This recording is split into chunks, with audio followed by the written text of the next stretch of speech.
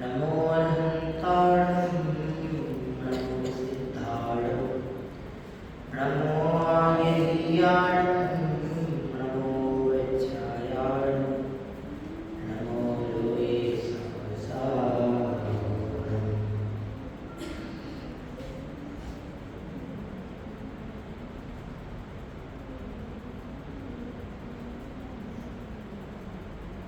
मंगलम भगवान वीरो मंगलम गौतमो गणी मंगलम कुंडलात्यो जैन धर्मोस्तुमंगलम सर्वमंगलमांगल्यं सर्वकल्याणकारिकं प्रधानं सर्वधर्माणां जैनं जयतु शास्त्रं जैनं जयतु शास्त्रं। जो विश्व के आलोक में सबसे अलग समाने वो महावीर ही हैं जिन्हें मेरा नमन बारंबार है, नमन बारंबार। बोलिए अहिंसा परमो धर्म की जय हो। और महान जैन धर्म की जय हो। वीतराग धर्म की जय हो। पुराण पुरुषों की कथाओं के क्रम में आज हम महामुनि श्री यशोधर महाराज की गाथा यहाँ से पढ़ेंगे। ऐसे ऐसे मुनिराज इस धरती पर हुए हैं जिन्होंने अपने स्वभाव की आराधना और धर्म की प्रभावना के लिए अनेकानेक भयंकर उपसर्गों को सहन किया, किंतु उन उपसर्गों के काल में जरा भी भयभीत नहीं हुए। जिन धर्म ही एकमात्र सुखकारी है ऐसा जान करके आत्मशरण को ही उपलब्ध बने रहे। ऐसे ये महामुनिराज हम सबके हृदय में विराजमान हों, उनके जैसे हमारी परिणति हो, उनके जैसे हमारा जीवन हो, उनके जैसे ही हमारी आराधना बने। इस उद्देश्य के साथ हम इन महामुनियों की गाथाओं को पढ़ते हैं। वर्तमान समय अनेक प्रकार की विसंगतियों से भरा हुआ है। सच्चे दिगंबर संत बिरले ही देखने में आते हैं। ऐसे काल में दिगंबर संत किस तरह के हुए हैं, किस तरह से उन्होंने अनेकानेक उपसर्गों को सहन करके भी धर्म की आराधना को नहीं छोड़ा। ऐसे दिगंबर संत की साक्षात घोषणा करने वाली ये कथाएं हमारे जीवन को विशेष प्रेरणाएं प्रदान करती हैं, हमारे चित्त को, हमारे मन को निर्मल बनाती हैं। ऐसे हृदय के भावों को विशुद्धता प्रदान करने के उद्देश्य से हम आज पूजनीय बड़े पंडित साहब द्वारा विरचित यशोधर गाथा यहाँ से पढ़ रहे हैं। बहुत सुंदर यह कथा है। हम यहाँ से इस कथा को पढ़ते हुए क्रमशः आगे बढ़ेंगे। धन्य यशोधर मुनि शीशम था मम परिणति में प्रगटावे।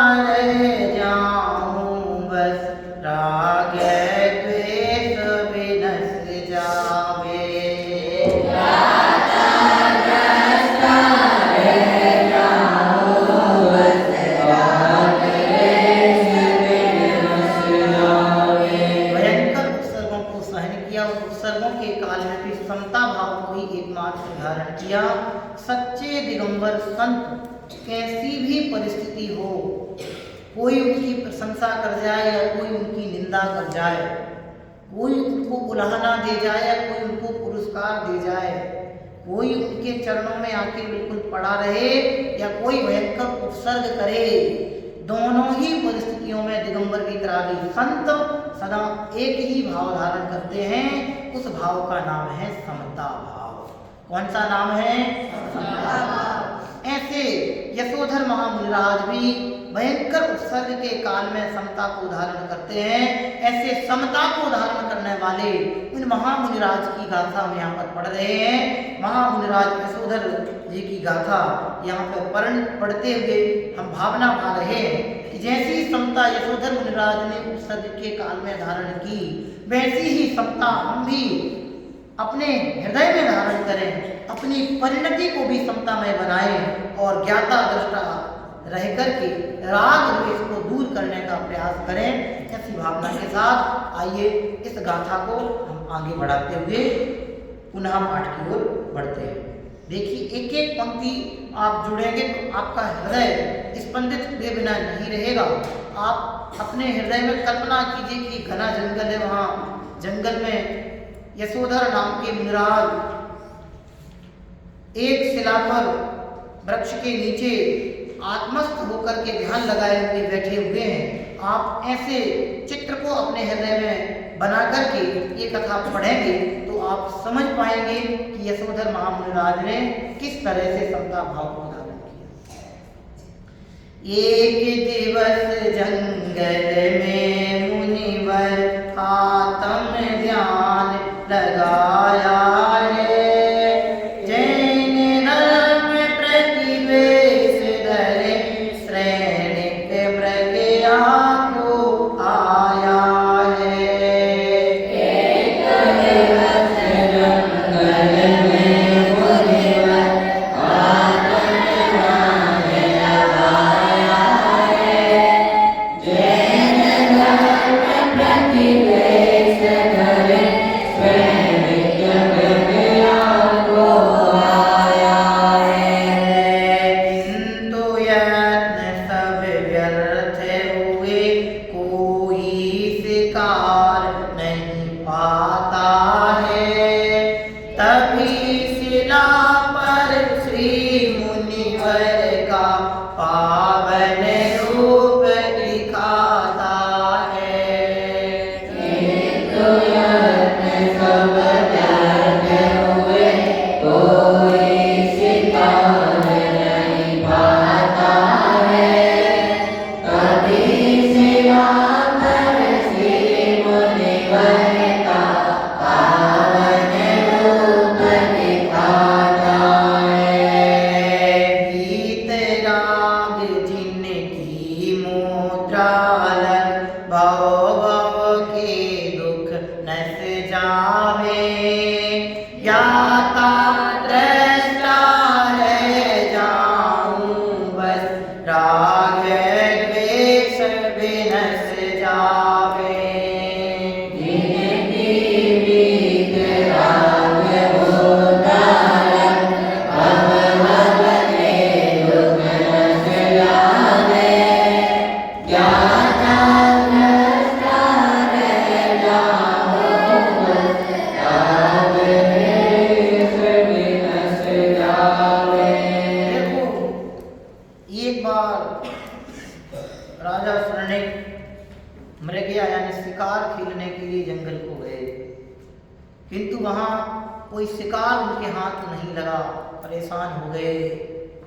लेकिन तभी उनकी दृष्टि शिला पर बैठे एक दिगंबर मुनिराज के ऊपर पड़ती है। दिगंबर मुनिराज का स्वरूप अत्यंत पावन है, पवित्र है जिनकी देह, पवित्र है जिनके भाव और पवित्र है जिनकी परिणति। ऐसे वह मुनिराज को वह शिला पर ध्यान लगाए हुए बैठे हुए देखता है। उनकी मुद्रा इतनी शांत है, वितरागमय है कि शांत चित्त से यदि कोई उन दिगंबर मुनिराज की मुद्रा को लखे तो वह अपने जन्म जन्मांतरों के दुखों को तत्क्षण ही नष्ट कर जाए। भव भव के पातक मिटे, दुख दूर हो जाए। ऐसी वह प्रशांत दिगंबर में मुद्रा को देख करके अपने हृदय को शांति धारण कर सकता है। किंतु देखते हैं आगे क्या होता है कि शिकार खेलने वाले शरणिक नाम का राजा वहां गया, लेकिन कोई शिकार उसके हाथ में नहीं लगता है। समक्ष वृक्ष के नीचे एक शिला पर ध्यान लगाए हुए दिगंबर मुनिराज उसको वहां दिखाई देते हैं। आगे, जान चेलना के गुरु हैं तो बदला लेने की ठानी, क्रूर शिकारी कुत्ते छोड़े किंचित दया न और आनी।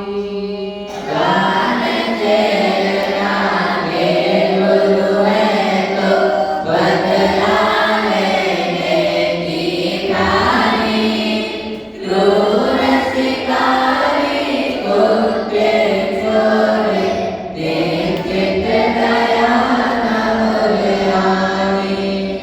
यो नृसिंवर का साम्य भाव लग वे पोते तो शांत हुए, किंतु समझ की लित कुत्तों को भाव नृपति के क्रोध हुए।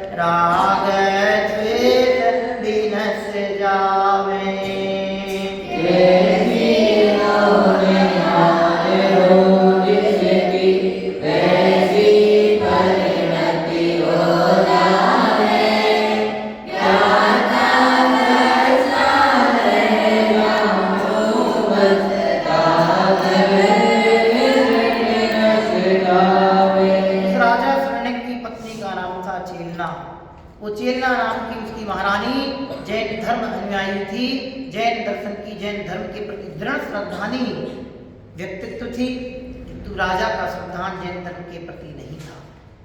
वो राजा जैन धर्म के प्रति हमेशा रोषित रहता था, क्रुद्ध रहता था, उसकी श्रद्धा जैन धर्म के प्रति नहीं थी। उसने देखा कि ये तो महारानी चेलना के गुरु है, ऐसा जान करके वह मुनिराज पर क्रोधित हो गया। और जैसे ही मुनिराज पर क्रोधित हुआ तो क्रोधी व्यक्ति स्वभाव से विचलित हो जाता है, उसे कुछ भी नहीं सूझता कि क्या किया जाए। तो राजा भी क्रोध से जैसे अंधा हुआ, उसे भी कुछ नहीं सूझा।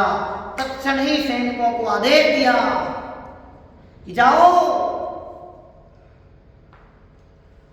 शिकारी कुत्ते उन मुनिराज पर छोड़ दो।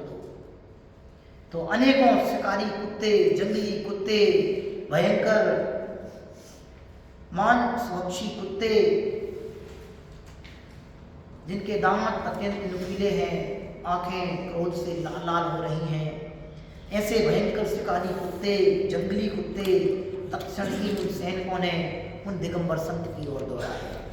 लेकिन जो इन धर्म के सच्चे आराधक होते हैं, स्वर्ग के देव भी उनके सहाय होते हैं, वे कुत्ते राजा के द्वारा जब छोड़े गए तो भाग करके दौड़ कर तो गए, किंतु उन ध्यानस्थ आत्मस्थ मुनिराज की परम शांत सौम्य मुद्रा को देख करके, उन मुनिराज के तेज को देख करके वे शिकारी कुत्ते भी शांत हो गए।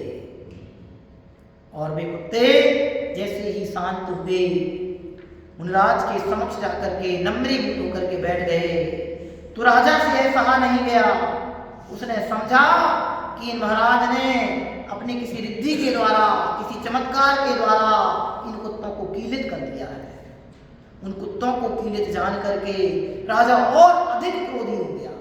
उसकी क्रोध की अग्नि और अधिक भयंकर भड़क गई। किंतु होनहार भली है, बहुत बड़ी है, जिसकी जैसी होनहार होती है, जिसकी जैसी होनी होती है, होनी होती है, उसके परिणाम भी वैसे होते हैं। राजा के परिणाम क्रोधमय हो रहे थे। अब आगे देखो, इसलिए क्रोध सहित परिणाम होने के कारण उसने उन मुनिराजों के ऊपर, जो मुनिराज किसी का कुछ कर नहीं रहे थे, उनके ऊपर भयंकर शिकारी कुत्ते छोड़ दिए। देखो तो परिणामों की विचित्रता। मुनिराजों के ऊपर भी उपसर्ग आए बिना नहीं रहते।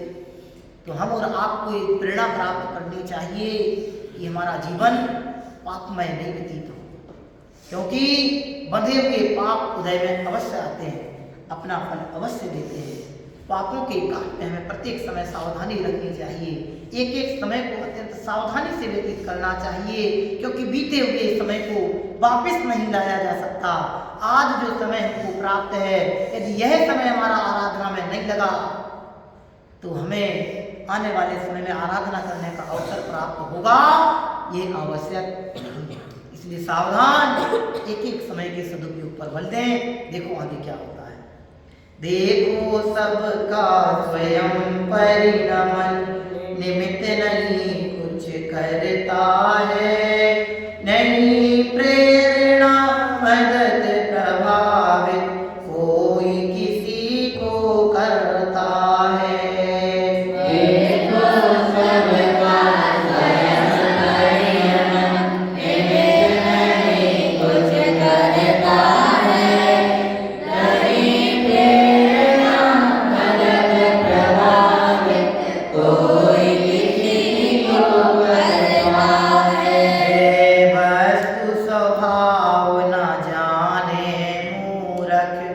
व्यर्थ खेद अभिमान करे, ठाने उद्यम झूठे जग में सदा काल आकुलित रहे।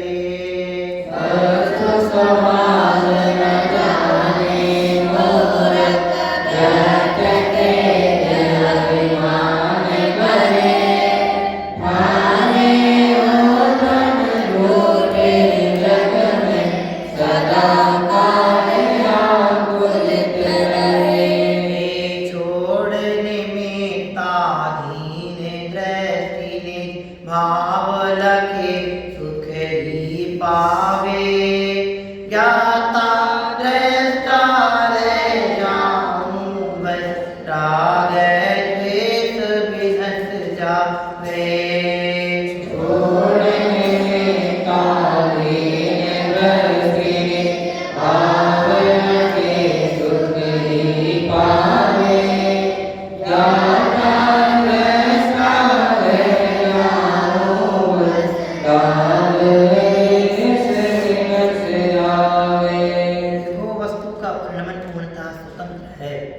एक द्रव्य दूसरे द्रव्य का कर्ता नहीं है, निमित्त से कार्य नहीं होते, लेकिन जब किसी कार्य के होने की योग्यता प्रकटती है तो निमित्त स्वर्ग से भी उतर करके आते हैं। समझ में आया? वस्तु का प्रत्येक परिणमन पूर्णतः स्वतंत्र है। बहुत अच्छी बात है। पाप के उदय में कोई सहायक नहीं होता और पुण्य के उदय में सहायता की आवश्यकता नहीं होती। उन मुनिराज के ऊपर ऐसा उपसर्ग आया, लेकिन उनके सदकर्म का उदय होगा तो उसके कारण से विषकारी कुत्ते भी कैसे हो गए?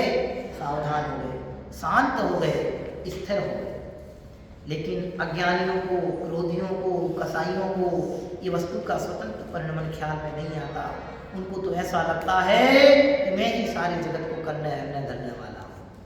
ऐसे उस राजा को क्रोध आ गया कि मैंने कुत्ते छोड़े और ये कुत्ते शांत हो गए, मेरी आज्ञा मानने वाले कुत्ते मेरी बात नहीं मान रहे हैं। ऐसा अज्ञानमय भाव का पोषण करते हुए और अत्यधिक वह क्रोधी हो गया। आगे देखो, जब ये कुत्ते शांत हो गए, क्रोध अग्नि भड़क गई, फिर उसने आगे क्या किया? तत्क्षण सर्प भयंकर देखा, मार गले में डाल दिया, क्रूर रौद्र परिणामों से तब नरक 7 बंद किया।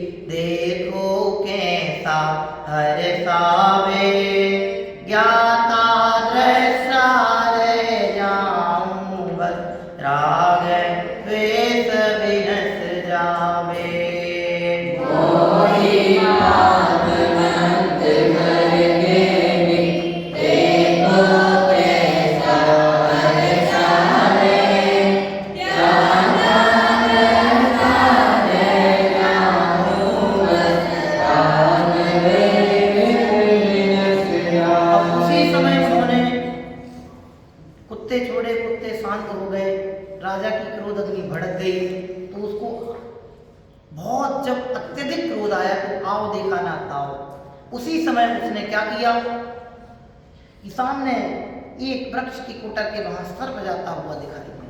तो देखो पाप हृदय में जब छाता है तो उस समय मनुष्य का विवेक मर जाता है। जिस हृदय में पाप उत्पन्न होता है उस हृदय में विवेक मर जाता है। तो राजा का विवेक भी खत्म हो गया। उस सांप को उठाया और मार दिया। सांप के प्राण हरण कर लिए। मुही पाप के उदय में घबराते नहीं है, अपितु और अधिक तीव्रता से पाप का पोषण करते हैं।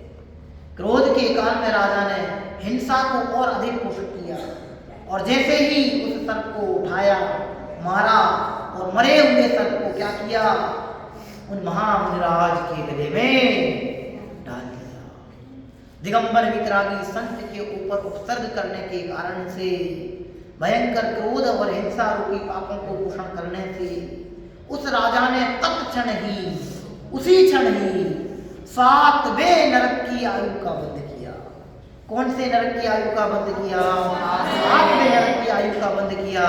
ध्यान रखना, धर्मी और धर्मात्माओं के ऊपर जो उत्सर्ग करते हैं उनका जीवन वर्तमान में भी निकृष्टता में हो जाता है और आगामी भाव भी उनकी निकृष्ट गति की ओर ले जाते हैं।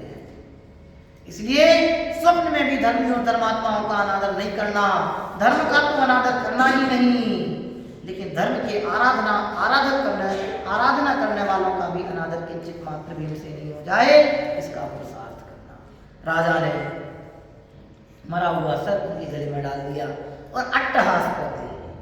अट्टहास मतलब हंसते हुए, ठिठोली करते हुए ऐसा हंसता हुआ वह महल की ओर गया और 3 दिन तक महल में जाकर के व्यस्त बना रहा। और महल में जाकर के 3 दिन तक अति व्यस्त होने के कारण वह रानी चेलना से नहीं मिल पाया। चौथे दिन रानी चेलना के पास ही समाचार देने गया। देखो, जो मोही होते हैं वे पाप करके भी प्रसन्न होते हैं। ध्यान रखना, यदि अपन भी पाप करके प्रसन्न होते हैं तो समझना हम अपने मुंह का पोषण करते हैं, हम कुगतियों में जाने की तैयारी करते हैं। जिन्हें पाप से भय नहीं है उन्हें नरक की वेदना से भय नहीं है। जिन्हें पाप से भय नहीं है वे नरक जाने की तैयारी कर रहे हैं। इसलिए सावधान, पाप करके कभी प्रसन्न नहीं होना। पाप हो जाए तो सतत प्रायश्चित की भावना माना। आगे देखो, आगे पढ़ते जाना है ना। सुनने कर दुखद भयानक घटना, भक्ति और में उमड़ानी, त्याग अन्न जल उसी समय, उपसर्ग निवारण की ठानी।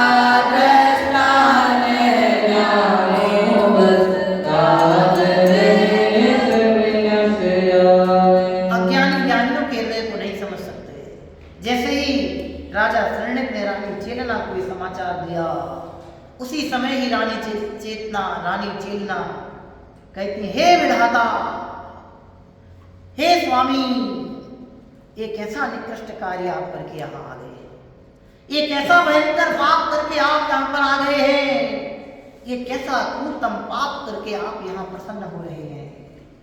ऐसा सोच करके वो रानी अत्यंत भक्ति से भर उठी, अत्यंत दुखित होकर के उस रानी ने उन महामुनिराज के ऊपर भयंकर उत्सर्ग जान करके तत्क्षण ही, जब तक मैं उन मुनिराज का उत्सर्ग निवारण नहीं कर दूं तब तक मैं अन्न जल का ग्रहण नहीं करूंगी। तत्क्षण ही उन्होंने अन्न जल का त्याग कर दिया।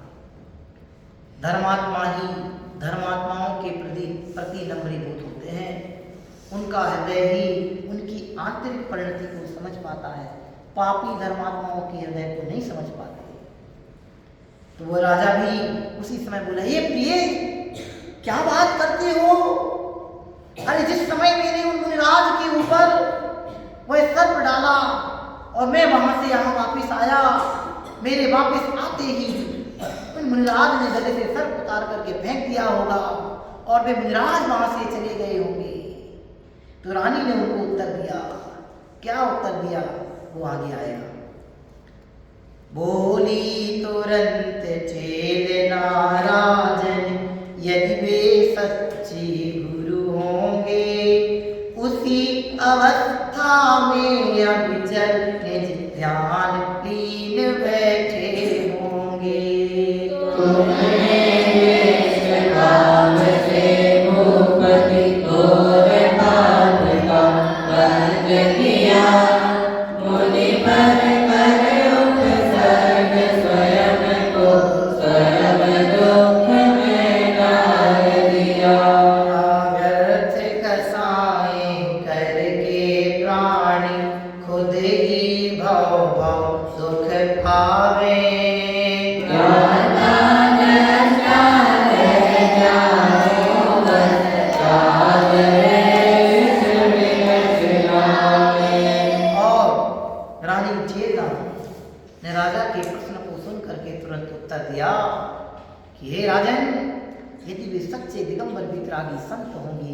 स्वरूप साधक संत होंगे तो वे उसी स्थान पर, उसी अवस्था में, ध्यानमयी अवस्था में अपने गले में डले हुए सर्प को उपसर्ग का काल जानकर के वहाँ ध्यानस्थ होंगे।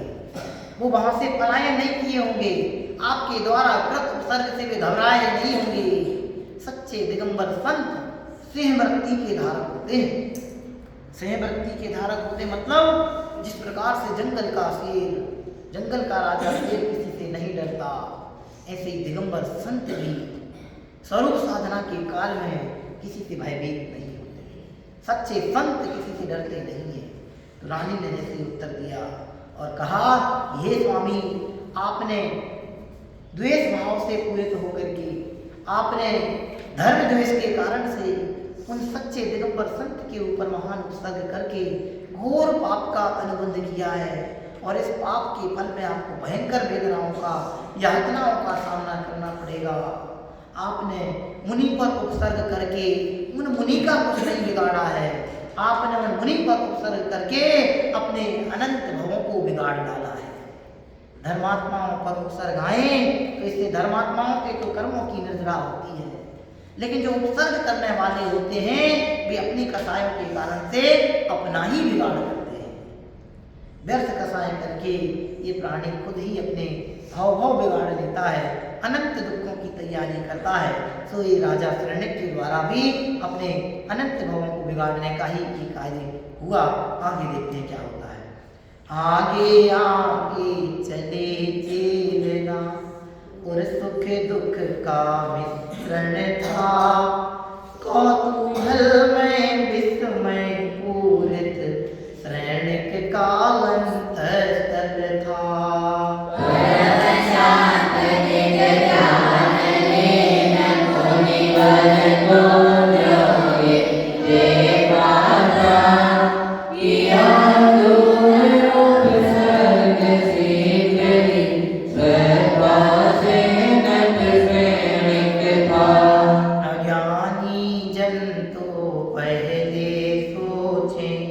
मूरख पीछे पछतावे।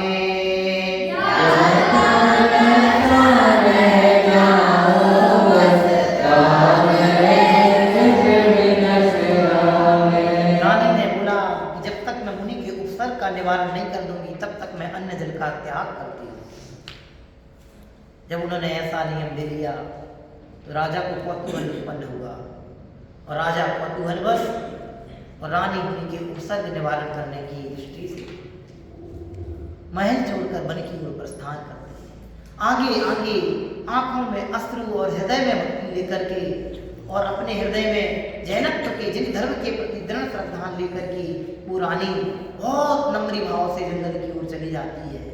आगे आगे रानी चलती है, पीछे पीछे राजा शरणक चले जा रहे हैं और चलते चलते उस स्थान पर पहुंच जाते हैं जहां पर राजा शरणक ने 3 दिन पूर्व उन मुनिराज के ऊपर मरा हुआ सर्प गले में डाल दिया था। राजा को कौतूहलवश कि देखते हैं क्या होता है, ऐसा सोच करके वहां आया था। लेकिन जब उसने जंगल की घटी घटना का दृश्य यथावत पूर्ववत जैसा का तैसा वहां पाया तो उसकी आंखें फटी की फटी रह गई।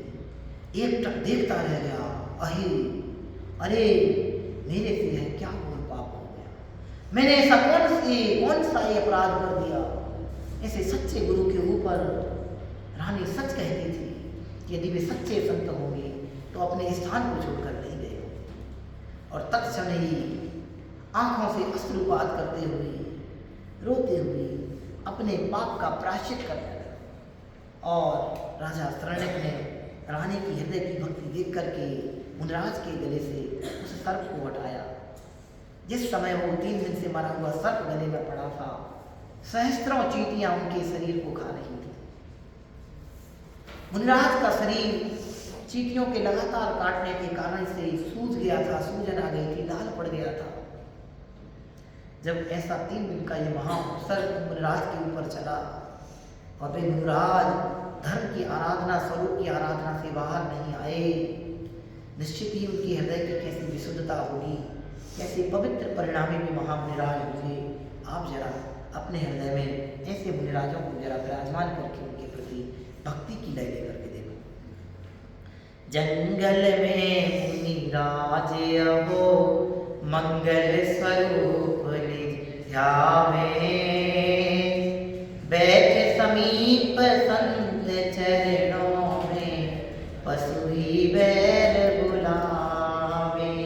वे मुनिराज स्वरूप की आराधना से चले और राजा ने उनके उपसर्ग को दूर किया। उपसर्ग दूर करते ही श्रद्धा से वह राजा शरणक मुनिराज के चरणों में नतमस्तक हो गया। लेकिन ज्ञानी जन जो होते हैं वो प्रत्येक कार्य को सोच समझ के करते हैं और जो मूर्ख जन होते हैं पहले कार्य को कर देते हैं फिर गलत कार्य होने पर पछताते हैं। तो राजा भी अपनी मूर्खता पर हंसा और पछताया कि हे भगवान, हे गुरुवर, हे मुनिवर, मुझ पापी से ये कैसा घोर पाप हो गया। आंखों में अश्रुपात, हृदय में अत्यंत भक्ति, दोनों हाथ जुड़े हुए रोते हुए मुनिराज के समक्ष नतमस्तक हो गया कि मुझसे महापाप। आगे देखो क्या होता है। धन्य मुनीश्वर साम्य भावधर, धर्म वृद्धि दोनों को दी, श्रेणिक और चेतना में नहीं, इष्ट अनिष्ट कल्पना की।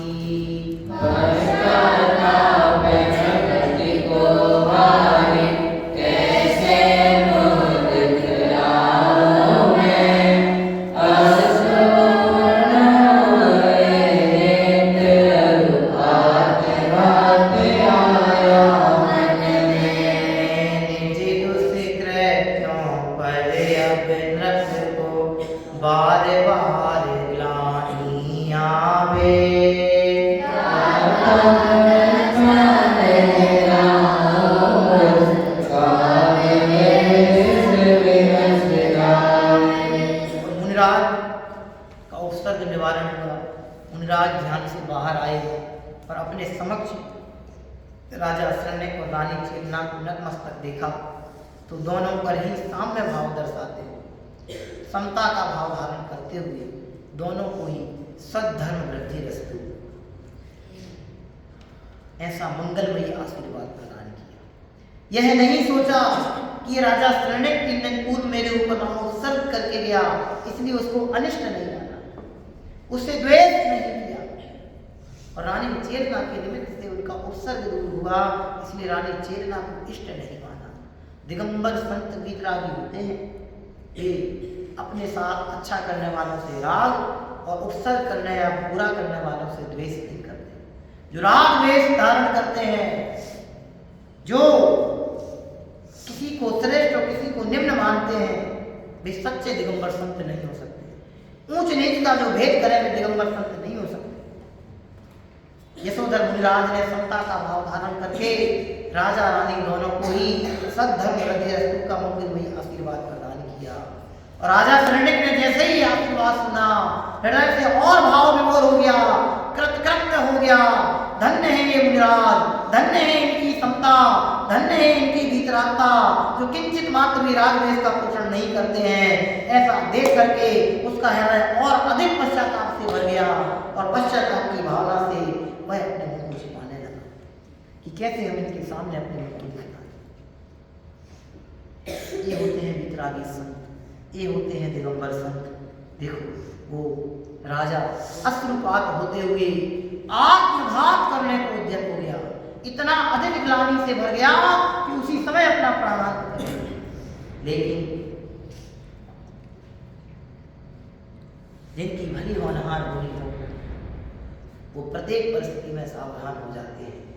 राजा ने प्रायश्चित अंगीकार किया अपने दुष्कृत्यों पर और हृदय में बार बार ग्लानि भाव आई, इस कारण से उसके पाप का प्रायश्चित हुआ।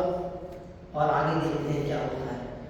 मन की बात ईश्वर जानी, बोले नृप क्या सोच रहे, पाप नहीं पापों से धुलते, आत्मघात क्यों सोच रहे।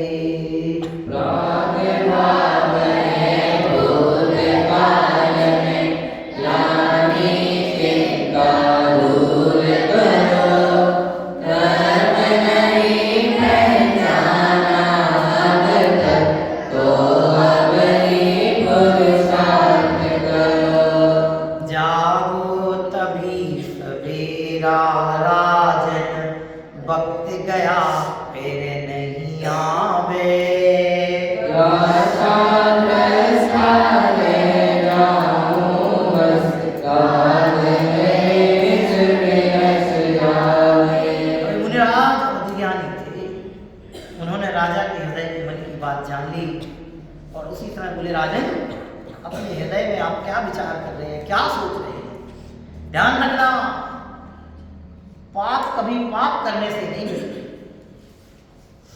पाप कभी पाप करने से नहीं मिटते। पाप को यदि मिटाना है तो धर्म ही एकमात्र शरण है। पाप करके पापों को नहीं मिटाया जा सकता। आज ही सुबह हमने आपसे कहा था आत्मघात महापाप है। मिथ्यात्व तो चूंकि महापाप है ही, आत्मघात भी महापाप है।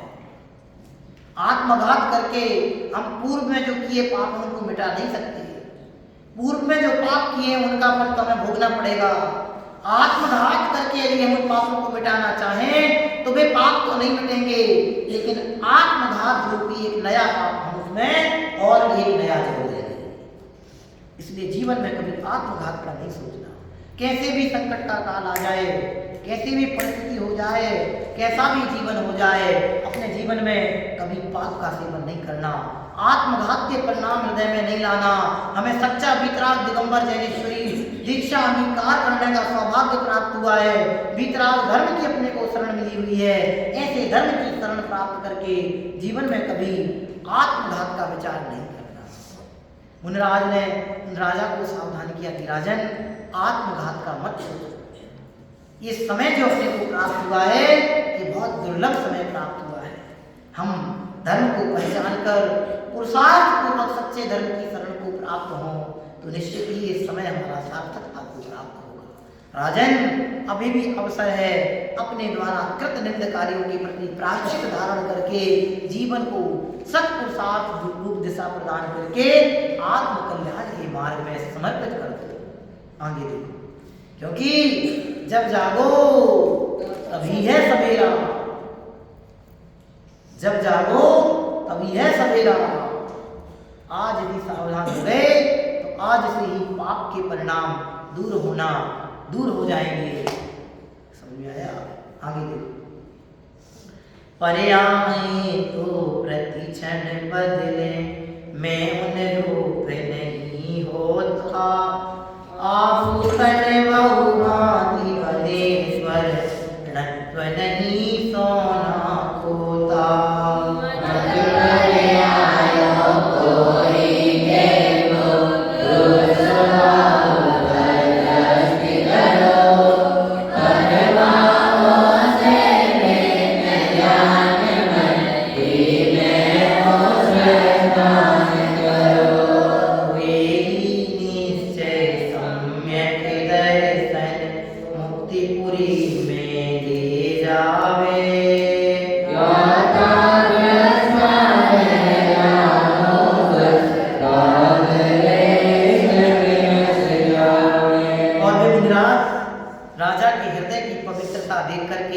और स्वयं अपने पाप परिणामों के प्रति ग्लानि देख करके उन राजा को मुनिराज संबोधन करते हैं कि हे राजन, पर्याय तो प्रतिशत आने जाने वाली हैं, पर्यायों का काल ही एक समय का होता है, जो पर्याय हो गई मैं उस पर्याय रूप नहीं होता। इसलिए राजा घबराओ मत। जैसे नाना प्रकार के आभूषण बनते हैं, लेकिन उन सभी आभूषणों में स्वर्णपना तो एक सरीखा ही होता है। ऐसी पर्यायों को मत देखो, ये पर्यायों का प्रवाह क्रम तो अनंत है। हर एक समय नई नई पर्याय उत्पन्न हो रही हैं, किंतु इन नई नई पर्यायों की उत्पत्ति के काल में हमारा जो ध्रुव चैतन्य स्वभाव है वो तो सदाकाल एक सा ही रहता है। हमारा स्वभाव अपरिवर्तनीय है, पर्याय परिवर्तनीय है। इसलिए पर्यायों के चक्कर में अपने ध्रुव स्वभाव की एकता और अखंडता को प्रश्न चिन्हित करो। उस ध्रुव स्वभाव की एकता और अखंडता को जान करके अपने उपयोग को उस ओर समर्पित कर दो। क्यों? उस ज्ञान में ध्रुव चैतन्य स्वाभाविक तत्व का श्रद्धान ही आत्म स्वभाव के श्रद्धान का नाम ही निश्चय सम्यक दर्शन है, और वह निश्चय सम्यक दर्शन ही हमें मुक्तिपुरी की ओर ले जाने वाला है। तो हे राजन, पाप परिणामों के प्रति निंदा ग्रह धारण करते हुए अपने उपयोग को आत्मश्रद्धान बनाने का प्रयास करो और निश्चय सम्यक को पा करके मुक्तिपुरी की ओर अपना पुरुषार्थ बढ़ाओ। आगे, सच्चे सुख का मार्ग प्रदर्शक जिन शासन ही सुखकारी, भावी तीर्थंकर तुम होगे सोचित जो सब सुखकारी। आनंदित होकर सैनिक स्वीकार किया, अंतर स्वीकार करके सम्यक दर्शन प्रकट किया। आयु बंद दीन हो गया, प्रथम नरक में ही जावे,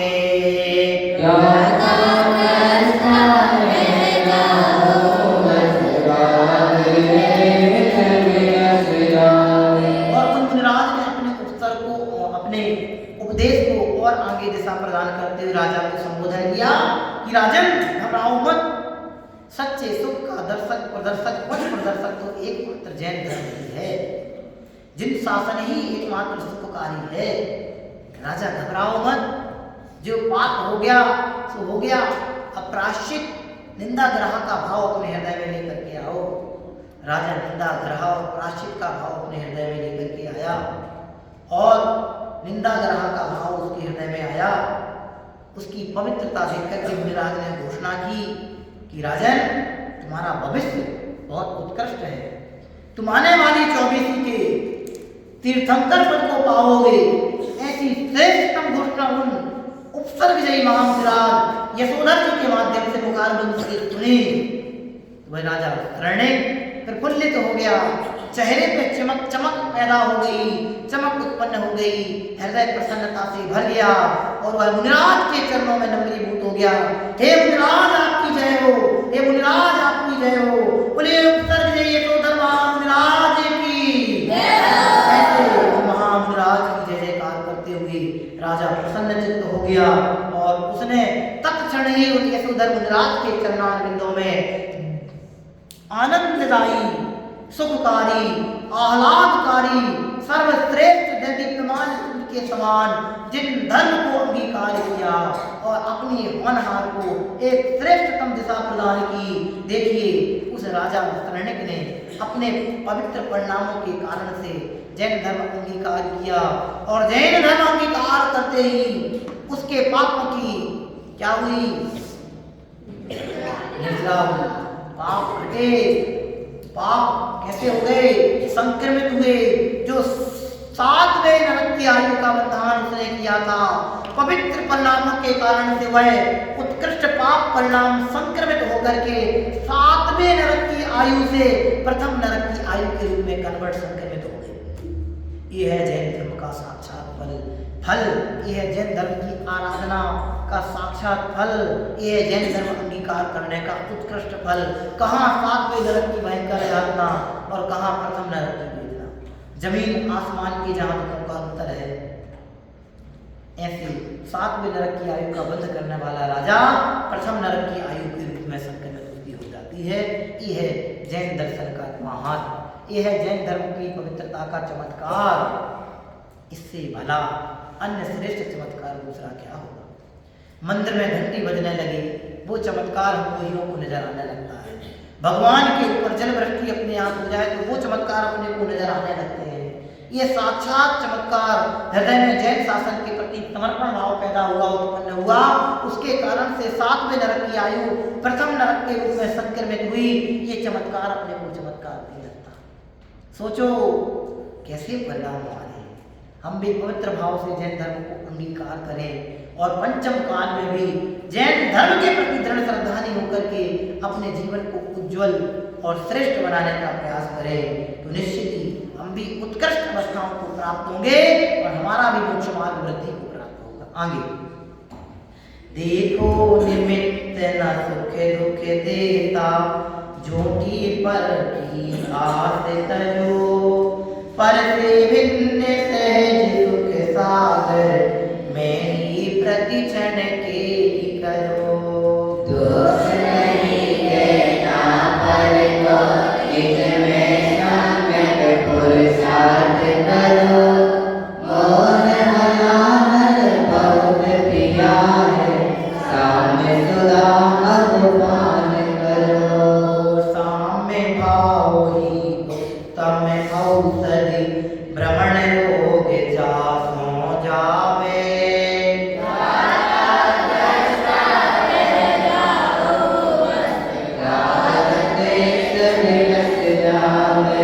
भैया निमित्त सुख दुख देने वाले नहीं है। निमित्त से कोई दुखी नहीं होता है और निमित्तों से कोई सुखी नहीं हो सकता है। इसलिए निमित्तों से सुख की छोटी आस छोड़ो और मैं समस्त प्रकार के पर द्रव्यों से भिन्न सहज सुख का सागर हूँ, ऐसा जान करके प्रतिक्षण ही आनंद में खेली करो। पर को दोष देना बंद करो और निज में ही सम्यक पुरुषार्थ करो, निज में ही पुरुषार्थ करो। यही जिन शासन का भव्य और दिव्य उपदेश है। इसके अलावा अन्य कोई दूसरा दिव्य उपदेश जैन शासन में नहीं है। आत्मशरण ही सर्वश्रेष्ठ शरण है। इसलिए भाई आत्मशरण प्राप्त करके आत्म सन्मुखी वृत्ति धारण करने का ही सम्यक पुरुषार्थ बनाओ। इससे ही हम मोह मिथ्यात्व का विनाश करके परम आनंद की अवस्था को प्राप्त होंगे। यहाँ लिखा है मोह अनाहल बहुत प्रिया। अनादिकाल से इस संसारी प्राणी ने, इस अज्ञानी प्राणी ने इस घोर मन में, घोर संसार रूपी मन में मोह रूपी हलाल का महाभयंकर विष का ही पान किया है। अब समय आ गया है जैन शासन की शरण पूर्वक साम्य रूपी, समता रूपी अमृत का पान करें। साम्य सुधारस पान करें और जीवन को उन्नति के मार्ग में, धर्म के मार्ग में श्रेष्ठ दिशा प्रदान करते हुए आगे सत्पुरुषार्थ में दिशा बनावे, तो निश्चित ही हम अपने जीवन को भव रोग से मुक्ति प्रदान करते हुए आत्मकल्याण के पथ में प्रशस्त हो सकते हैं। हम सब भी उपसर्गजयी यशोधर मुनिराज के जीवन से प्रेरणा प्राप्त करते हुए, सतत समता धारण करते हुए, जैन धर्म की आराधना करते हुए आत्मोत्थान के मार्ग में आगे बढ़े और राजा शरणिक की तरह दृढ़ श्रद्धालु होकर, रानी चेलना की तरह जिन धर्म के प्रति दृढ़ श्रद्धालु होकर आत्मकल्याण के मार्ग को प्रशस्त करें, तो हमारा जीवन भी समस्त प्रकार के पापों से रहित होकर के उत्कृष्ट सिद्धों जैसी दशा को प्राप्त होगा। परम आह्लादकारी सहज सुख सागर में हम सब भी निमग्न होंगे। हम भी उपसर्गजयी महामुनिराज के चरणों में बारंबार नमन करते हुए उनके जैसा बनने की भावना पाते हैं। धन्य यशोधर मुनि समता मम परिणति में प्रगटावे, ज्ञाता